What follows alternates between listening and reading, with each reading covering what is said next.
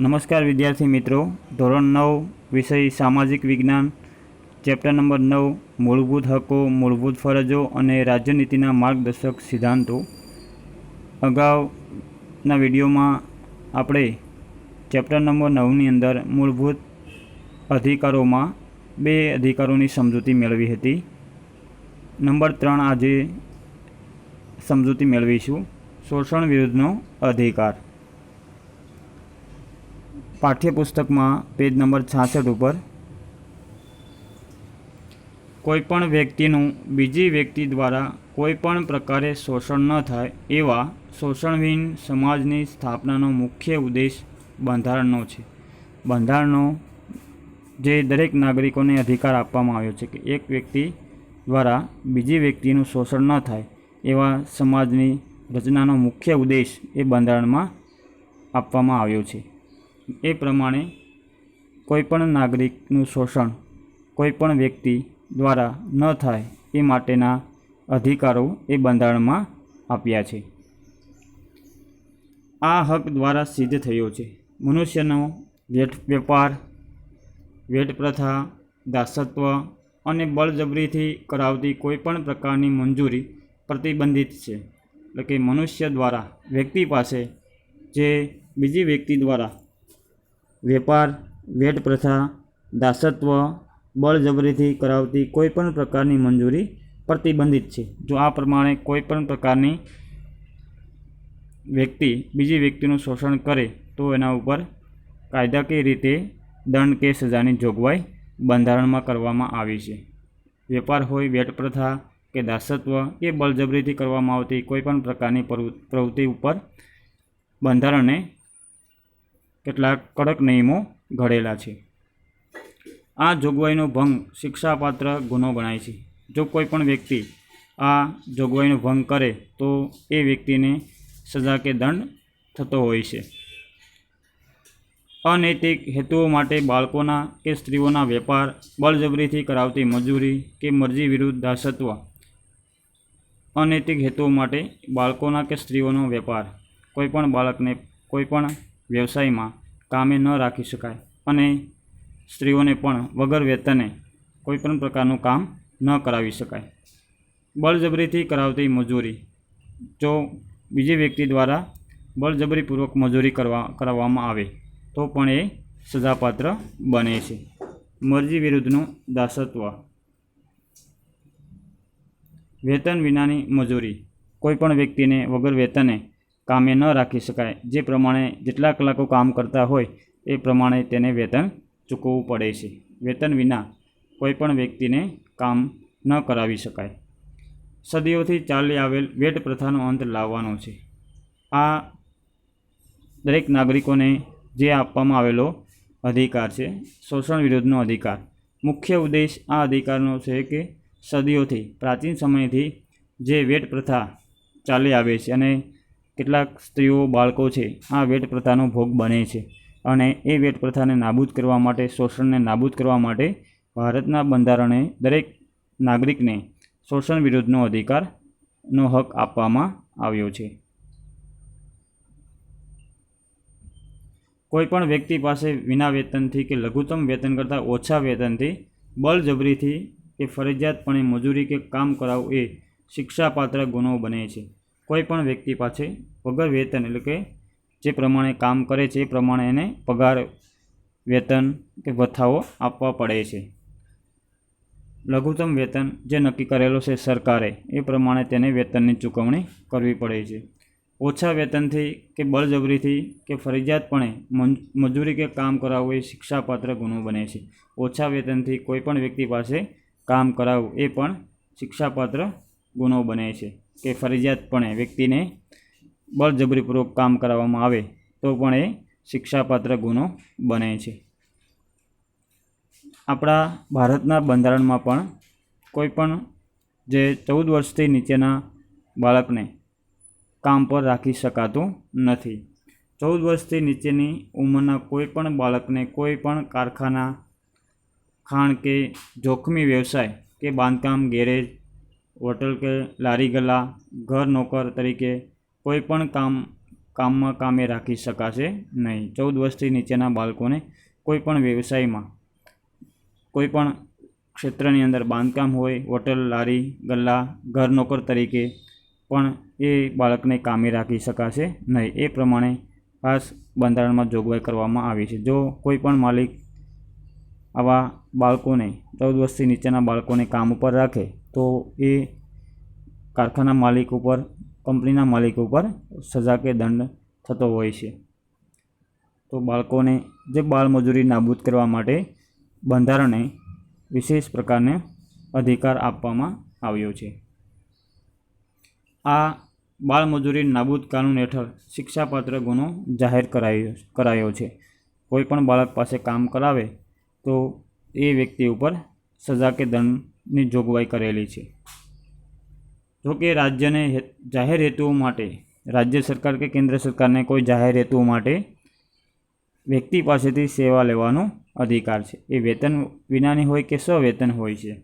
લશ્કરી સેવાઓ, રાષ્ટ્રીય ફરજો, સમાજ સેવાના કોઈપણ ક્ષેત્રમાં વ્યક્તિ પાસે કોઈપણ પ્રકારના ભેદભાવ વિના, ધર્મ, જાતિ, લિંગ, જ્ઞાતિ કે વર્ગના ભેદભાવ રાખ્યા વિના ફરજિયાતપણે વ્યક્તિ પાસે સેવા લેવાનો અધિકાર આપવામાં આવ્યો છે.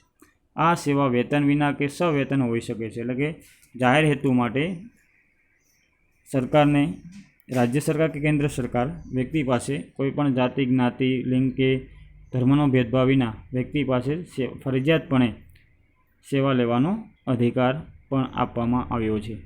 અને એ અધિકાર વેતન વિના કે સ્વવેતન હોય છે. નંબર 4 જોઈએ, ધાર્મિક સ્વતંત્રતાનો હક. આપણે શોષણ વિરુદ્ધનો અધિકારની સમજૂતી પૂરી કરી. હવે ધાર્મિક સ્વતંત્રતાનો હક.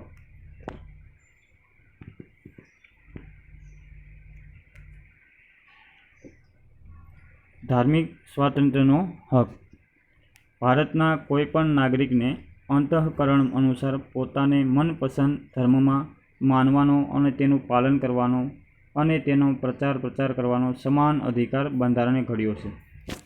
અગાઉના વિડીયોમાં પણ આપણે ધાર્મિક સ્વાતંત્ર્યનો હક એના વિશે થોડી સમજૂતી મેળવી હતી કે ધાર્મિક સ્વાતંત્ર્યનો હક એટલે કોઈપણ વ્યક્તિ, કોઈપણ ભારતનો નાગરિક હોય, કોઈપણ જાતના ભેદભાવ વિના, કોઈ જ્ઞાતિ, જાતિ કે ધર્મના ભેદભાવ વિના એ વ્યક્તિને પોતાનો ધર્મ પાળવાનો અધિકાર છે.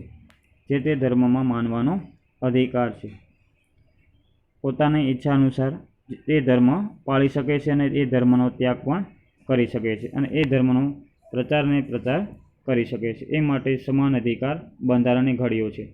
પરંતુ આ સ્વતંત્રતા જાહેર વ્યવસ્થા, નીતિમત્તા અને સ્વાસ્થ્યને બાદ ન આવે તે રીતે વ્યાજબી નિયંત્રણને આધીન રહીને ધાર્મિક સ્વાતંત્ર્યનો અધિકાર ભોગવવાનો છે. વ્યક્તિએ જે ધાર્મિક સ્વાતંત્ર્યનો હક આપ્યો છે બંધારણે, એ અધિકાર કોઈપણ પ્રકારના વ્યક્તિને સ્વાસ્થ્યને બાધ ન આવે અને વ્યાજબી નિયંત્રણ મૂકીને ધાર્મિક સ્વાતંત્ર્યનો અધિકાર ભોગવવાનો હોય છે. ધાર્મિક ક્રિયાકાંડો, પ્રાર્થના કે પૂજા કરવાના સ્વાતંત્ર્યનો સમાવેશ આમાં થાય છે.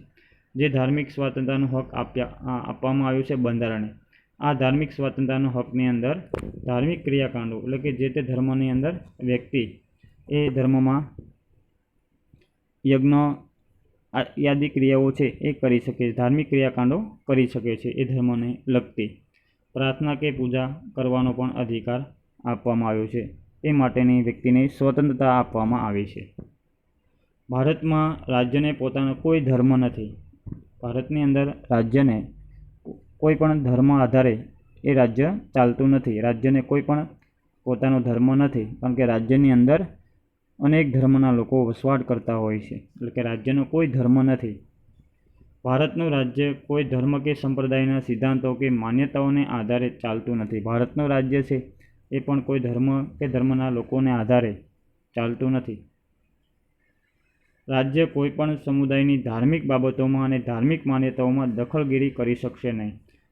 રાજ્ય સરકાર કોઈ સામુદાયિક ધાર્મિક બાબતોની અંદર કે ધાર્મિક માન્યતાઓમાં દખલગીરી ન કરી શકે અને એ રાજ્યના લોકો ઉપર ફરજિયાતપણે ફરજ ન પાડી શકે જે તે ધર્મ પાળવાનું, કારણ કે રાજ્ય સરકાર એ બાબતે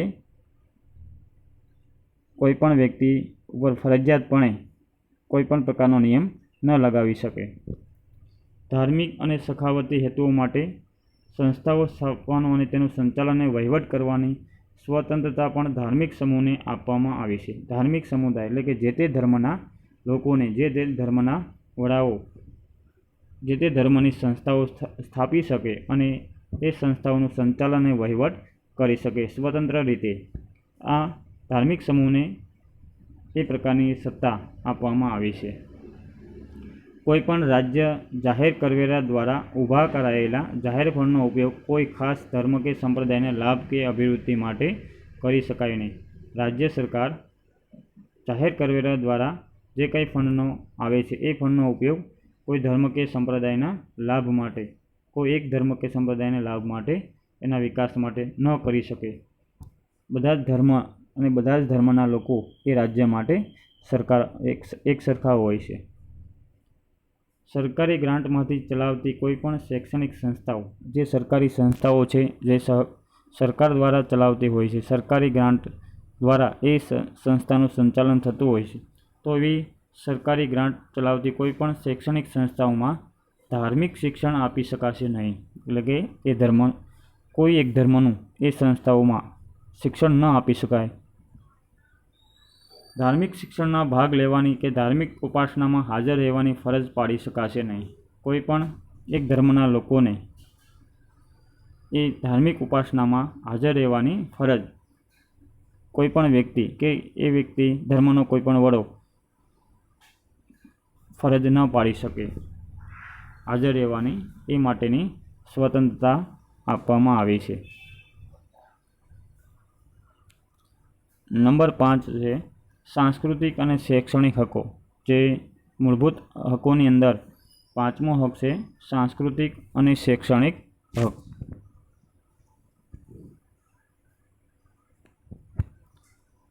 ભારતમાં વિવિધ ધર્મો, વિવિધ ભાષાઓ અને સંસ્કૃતિ ધરાવતા લોકો રહે છે. ભારતની અંદર અનેક ધર્મના લોકો, અનેક સંસ્કૃતિ ધરાવતા લોકો વસવાટ કરે છે. પ્રાચીન સમયથી ભારતની અંદર અનેક ધર્મના લોકો, અનેક ભાષા કે સંસ્કૃતિ ધરાવતા લોકો વસવાટ કરે છે. ભારતના પ્રદેશોમાં રહેતા લોકોને પોતાની આગવી ભાષા, જે તે પ્રદેશમાં વસવાટ કરે છે ભારતના નાગરિકો, એ ભારતના નાગરિકોની પોતાની વિશેષ અને આગવી શૈલી, પોતાની ભાષા, લિપિ, સંસ્કૃતિની ઓળખ અને તેના આધારે રચાયેલા વર્ગ સમૂહને જાળવી રાખવાનો અધિકાર છે. જે તે પ્રદેશમાં વસવાટ કરતા ભારતના લોકોને જે તે પ્રદેશમાં આગવી ભાષા, લિપિ કે સંસ્કૃતિ અને તેની ઓળખના આધારે રચાયેલા વર્ગ સમૂહને જાળવી રાખવાનો અધિકાર આપ્યો છે. એટલા માટે અલગ અલગ રાજ્યોમાં ભાષા, રીત રિવાજો, પહેરવેશ એની વિવિધતા જોવા મળે છે. કોઈપણ શૈક્ષણિક સંસ્થાઓ કે રાજ્યની ગ્રાન્ટ પર નિર્ભર હોય તેમાં ધર્મ, જાતિ, જ્ઞાતિ, ભાષા કે તેવા કોઈ કારણોસર કોઈ નાગરિકને પ્રવેશ આપવાનો ઇનકાર કરી શકાશે નહીં. કોઈપણ શૈક્ષણિક સંસ્થાઓ જે રાજ્ય સરકાર દ્વારા ચાલતી હોય, રાજ્ય સરકારના ગ્રાન્ટ ઉપર ચાલતી શૈક્ષણિક સંસ્થા હોય, સરકારી સંસ્થા હોય, તેમાં કોઈ ધર્મ, જાતિ, જ્ઞાતિ કે ભાષા કે તે કોઈ કારણોસર કોઈપણ નાગરિકને, એટલે કે કોઈપણ ધર્મના વ્યક્તિ, કોઈપણ ધર્મના વિદ્યાર્થીને તેમાં પ્રવેશ આપવાનો ઇનકાર ન કરી શકાય. એટલે કોઈપણ ધર્મના નાગરિકો વચ્ચે અસમાનતા ન રાખી શકાય અને દરેક નાગરિકને લાયકાત અનુસાર અને નીતિ નિયમ મુજબ પ્રવેશ આપવો પડે છે. જો કોઈ ઉમેદવાર ચૂંટણીમાં ધર્મ કે જાતિ કે ભાષાના ધોરણે પોતાને મત આપવાની અપીલ કરે તો તે લોકપ્રતિનિધિત્વ ધારાની કલમ 123(3) હેઠળ ગેરરીતિ ગણાય છે. કોઈ ઉમેદવાર ચૂંટણીમાં ધર્મ, જાતિ કે ભાષાના ધોરણે જો પોતાનો મત આપવાની અપીલ કરે, જાહેરાત કરે કે પ્રચાર કરે તો એ વ્યક્તિ ઉપર લોકપ્રતિનિધિત્વ ધારાની કલમ 123(3) હેઠળ ગેરરીતિ ગણાય છે. એટલે કોઈ પણ વ્યક્તિ જે તે ચૂંટણીના પ્રચારમાં કોઈ એક ધર્મના લોકોને ઉદ્દેશીને પ્રચાર ન કરી શકે. જો આ પ્રમાણે પ્રચાર કરે તો એ વ્યક્તિને સજા કે દંડ થતી હોય છે. કોઈ પણ રાજ્ય કોઈ કાયદો ઘડીને નાગરિક કે તેના કોઈ વિભાગ પર કોઈ સંસ્કૃતિ કે કોઈ ભાષાના પાયા પર રચાયેલી તમામ લઘુમતીઓને તેમની પસંદગીની શૈક્ષણિક સંસ્થાઓની સ્થાપના અને વહીવટ કરવાનો અધિકાર આપશે. કોઈ પણ રાજ્ય સરકાર કાયદો ઘડીને નાગરિકોને કે કોઈ પણ વિભાગ પર સંસ્કૃતિ કે ભાષાના પાયા પર રચાયેલી લઘુમતીઓને તેમની પસંદગીની શૈક્ષણિક સ્થાપવાનો અધિકાર અને વહીવટ આ બંને રીતે સ્વતંત્રતા આપવામાં આવી છે. એટલે કે આ લઘુમતી સમુદાયના લોકો પોતાની પસંદગીની શૈક્ષણિક સંસ્થાઓ સ્થાપી શકે અને વહીવટ કરી શકે છે. રાજ્ય પણ કોઈ ધર્મ કે ભાષા પર રચાયેલી લઘુમતી સંસ્થાઓને રાજ્યનીતિમાંથી અપાતી જે શૈક્ષણિક સહાય છે એ પણ શૈક્ષણિક પ્રવૃત્તિ શિષ્યવૃત્તિઓ જેવા લાભોમાં માત્ર એ કારણસર ભેદભાવ કરશે નહીં. કોઈપણ લઘુમતી સંસ્થાઓ જે સ્થપાયેલી હોય છે તે શૈક્ષણિક સંસ્થાઓને પણ જે સહાય આપવામાં આવે છે એ સહાયમાં રાજ્ય સરકાર કોઈપણ પ્રકારનો ભેદભાવ ન રાખી શકે કે લઘુમતી સમુદાયના વિદ્યાર્થીઓને પણ પોતાના અધિકાર મુજબ હક મુજબ જે શિષ્યવૃત્તિની સગવડો મળે છે. આવી લઘુમતી સંસ્થાઓની મિલકતનું ફરજિયાત સંપાદન કે પોતાના હસ્તક લેવા ઈચ્છે તો રાજ્ય જરૂરી વળતર આપીને જ કરી શકે છે. જો રાજ્ય સરકાર આવી લઘુમતી સંસ્થાઓનો પોતાના હસ્તક વહીવટ લેવા ઈચ્છે છે તો એ માટે આવી સંસ્થાઓને પોતાના હસ્તક લેવા માટે જરૂરી વળતર આપવું પડે છે. એ માટે રાજ્ય સરકાર કોઈપણ પ્રકારનો શૈક્ષણિક સંસ્થાઓ પ્રત્યે ભેદભાવ ન રાખી શકે. આમ શૈક્ષણિક સંસ્થાઓના સંદર્ભે મહત્વપૂર્ણ જોગવાઈઓ બંધારણમાં કરવામાં આવી છે. આ માટે શૈક્ષણિક સંસ્થાઓને પણ કોઈપણ પ્રકારનો ભેદભાવ વિના કોઈપણ પ્રકારના ધર્મ જાતિ જ્ઞાતિનો ભેદભાવ વિના વિદ્યાર્થીઓને એક સમાન રીતે પ્રવેશ આપવામાં આવે છે. અને એ સંસ્થાઓ જે લઘુમતી સંસ્થાઓ ખાસ કરીને એ સંસ્થાઓ સ્થાપી શકે અને એ પ્રમાણે વહીવટ કરી શકે છે. આ પ્રમાણે બંધારણમાં જોગવાઈ કરવામાં આવી છે.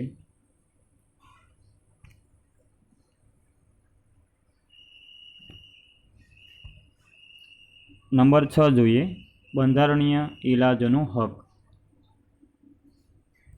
ગમે તેટલા સારા કાયદાઓ ઘડવામાં આવે, મૂળભૂત હકોની જોગવાઈઓ કરવામાં આવે, જે બંધારણીય ઇલાજનો હક દ્વારા વ્યક્તિને જો બંધારણે નક્કી કરેલા મૂળભૂત હકો પ્રમાણે હક ન ભોગવી શકે તો વડી અદાલત, સુપ્રીમ કોર્ટમાં જઈ શકે અને એ માટેની જાહેર રીતની અરજી કરી શકે, ન્યાય માંગી શકે છે. ગમે તેટલા સારા કાયદાઓ ઘડવામાં આવે, મૂળભૂત હકોની જોગવાઈ કરવામાં આવે, પરંતુ જો તેનો અમલ યોગ્ય રીતે ન થાય, યોગ્ય રીતે જો કાયદાઓનો અમલ ન થાય, યોગ્ય રીતે વ્યક્તિને આ પ્રકારના અધિકારો ભોગવવા ન મળે અને જો વ્યક્તિનું શોષણ ચાલુ રહે તો વ્યક્તિ તેની સામે જે તે કોર્ટની અંદર ન્યાય માટેની અરજી કરી શકે છે. આવી સ્વતંત્રતાનો એક અધિકારનો કોઈ અર્થ સરતો નથી. એટલે જે વ્યક્તિની સ્વતંત્રતાઓ આપવામાં આવી છે એ સ્વતંત્રતાઓ કોઈપણ પ્રકારના ભેદભાવ વિના ભોગવી શકે છે. તેથી આ હકોના અમલ માટે બંધારણમાં જોગવાઈ કરવામાં આવી છે, જે અનુસાર મૂળભૂત હકોના ભંગ બદલ કોઈ વ્યક્તિ મૂળભૂત હકોનો ભંગ થતો હોય, વ્યક્તિને પૂરતા પ્રમાણમાં નાગરિક તરીકેના જે અધિકારો ન મળતા હોય, મૂળભૂત હકો તરીકેના હકો ન મળતા હોય તો એ નાગરિક સીધા જ સર્વોચ્ચ અદાલતમાં કે વડી અદાલતમાં દાદ માંગવાનો અધિકાર ધરાવે છે. એટલે વ્યક્તિને મૂળભૂત હકોના ભંગ બદલ સીધા જ એ સર્વોચ્ચ અદાલતમાં ન્યાય માટે અરજી કરી શકે અથવા તો વડી અદાલતમાં પણ એ માટેનો જાહેર રીતની અરજી કરી શકે છે અને ન્યાય માંગી શકે છે. દાદ માંગવાનો અધિકાર પણ મૂળભૂત હક તરીકે સ્વીકારવામાં આવ્યો છે. બંધારણની અંદર પણ નાગરિકોને જે મૂળભૂત અધિકાર તરીકે વ્યક્તિનું શોષણ થતું હોય કોઈ પણ પ્રકારનું, તો સર્વોચ્ચ અદાલત કે વડી અદાલતમાં તે દાદ માંગી શકે છે, ન્યાય માંગી શકે છે. સર્વોચ્ચ અદાલત મૂળભૂત હકોના રક્ષણના અગત્યની ભૂમિકા ભજવે છે. સર્વોચ્ચ અદાલત જે સુપ્રીમ કોર્ટ જે દિલ્હીમાં આવેલી છે, એ સર્વોચ્ચ અદાલત મૂળભૂત હકોના રક્ષણમાં નાગરિકોને પૂરતા પ્રમાણમાં રક્ષણ મળે એ માટેની અગત્યની ભૂમિકા ભજવે છે. આ અંગે અદાલત જરૂર લાગે તે પ્રકારના યોગ્ય આદેશો એ વ્યક્તિની જે કાંઈ અરજીના આધારે સુપ્રીમ કોર્ટ આદેશ, સૂચના કે આજ્ઞાપત્રો, હુકમનામા કાઢવાનો અધિકાર વિશાળ સત્તા બંધારણમાં બક્ષવામાં આવી છે. સર્વોચ્ચ અદાલત જે નાગરિકો જાહેર રીતની અરજી કરે છે, કોઈ પોતાને થયેલા અન્યાયની અરજી કરે છે સુપ્રીમ કોર્ટમાં, તો એ અરજીના આધારે સુપ્રીમ કોર્ટ આદેશો, સૂચના કે આજ્ઞાપત્રો, હુકમનામા કાઢવાની સત્તા ધરાવે છે અને એ માટેની સત્તા બંધારણે સુપ્રીમ કોર્ટને આપેલી છે. જે અંગે કોઈ વાંધો લઈ શકતું નથી. જે કાંઈ ચુકાદાઓ આપે છે સુપ્રીમ કોર્ટ, તો એ માટે કોઈ પણ નાગરિક કે સરકાર એ વાંધો લઈ શકતું નથી. મૂળભૂત અધિકારોનો ભંગ થયાની કોઈ રાજ્યની ફરિયાદ કરવામાં આવે તો તેનો યોગ્ય ઉપાય કરવાનું સર્વોચ્ચ અદાલત માટે જરૂરી છે. મૂળભૂત અધિકારનો ભંગ થયાની કોઈ રાજ્યની ફરિયાદ કરવામાં આવે તો એ માટેનો ઉપાય સર્વોચ્ચ અદાલત કરે છે અને એ માટે જરૂરી આદેશો બહાર પાડે છે.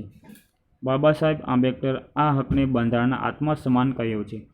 બંધારણીય ઇલાજોના હકને બાબા સાહેબ આંબેડકરે બંધારણના આત્મા સમાન કહ્યો છે. અહીંયા એક વાક્યમાં પૂછાય છે કે કયા હકને બાબા સાહેબ આંબેડકરે બંધારણના આત્મા સમાન કહ્યો છે, તો એમાં આવશે બંધારણીય ઇલાજોનો હક. સંસદ કાયદા દ્વારા આવા હુકમો બહાર પાડવાની સત્તા અન્ય કોઈ અદાલતને સુપરત કરી શકે છે.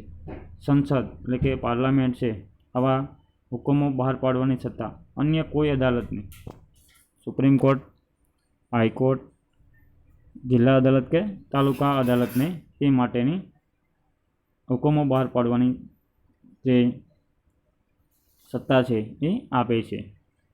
મૂળભૂત અધિકારોનો ભંગ થતો હોય કે તે સાથે અસંગત હોય તેવો કાયદો ઘડતા રાજ્ય વિધાનસભાને સર્વોચ્ચ અદાલત અટકાવી શકે છે. જેની અંદર મૂળભૂત અધિકારોનો ભંગ થતો હોય એવા કાયદાઓ, એવા અસંગત કાયદાઓને રાજ્યની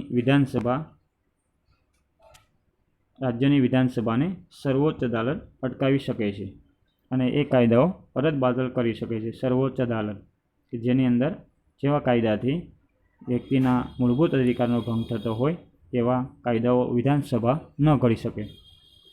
આ હક કોઈ પણ નાગરિકને કોઈ મૂળભૂત હકોના ભંગ બદલ અદાલતમાં જવાનો હક અને એ હકોનું રક્ષણ મેળવવાનો હક છે. આ હક આપવામાં આવ્યો છે મૂળભૂત હક. એનો મુખ્ય ઉદ્દેશ કે નાગરિકનું શોષણ અટકાવવાનું અને કોઈ પણ જાતના ભેદભાવ વિના નાગરિકો છે એ અદાલતમાં જઈ શકે છે અને હક અને પોતાના મૂળભૂત અધિકારો ભોગવી શકે છે, હકનું રક્ષણ મેળવી શકે છે. આમ બંધારણમાં બક્ષવામાં આવેલા મૂળભૂત હકો ભારતીય નાગરિકો માટે ઉપલબ્ધ કરાયા છે. આમ ભારતના બંધારણમાં જે મૂળભૂત હકો આપેલા છે એ મૂળભૂત હકો નાગરિકો કોઈપણ જાતના ભેદભાવ વિના ભોગવી શકે છે. આ હકો સરકારો કેન્દ્ર અને રાજ્ય સામે આપવામાં આવ્યા છે. મૂળભૂત હકો બધા સમય માટે બધા નાગરિકો માટે ઉપલબ્ધ છે. મૂળભૂત હકો છે દરેક નાગરિકોને, જે ભારતના નાગરિક છે દરેક નાગરિકને આપવામાં આવ્યા છે. કોઈપણ જાતના ધર્મ, જાતિ, જ્ઞાતિ, લિંગ, સંપ્રદાયના ભેદભાવ વિના.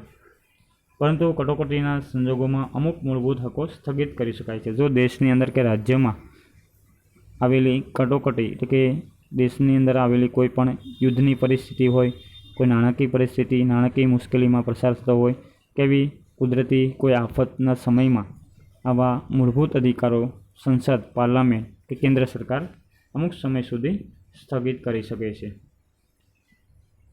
કોઈપણ નાગરિકના મૂળભૂત હકો છીનવાઈ જાય તેવા કોઈપણ કાયદાઓ રાજ્યો ઘડી શકતું નથી. રાજ્ય સરકાર કે રાજ્યની વિધાનસભા કોઈ એવો કાયદા ન ઘડી શકે કે જેમાં રાજ્યના લોકોનું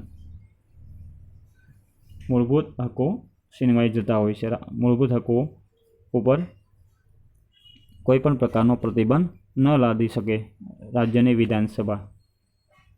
આ પ્રમાણે 6 જેટલા મૂળભૂત અધિકારો બંધારણે દરેક નાગરિકોને આપેલા છે અને એ નાગરિકો દરેક ભારતના નાગરિક આવા હકો એટલે કે અધિકારો ભોગવી શકે છે.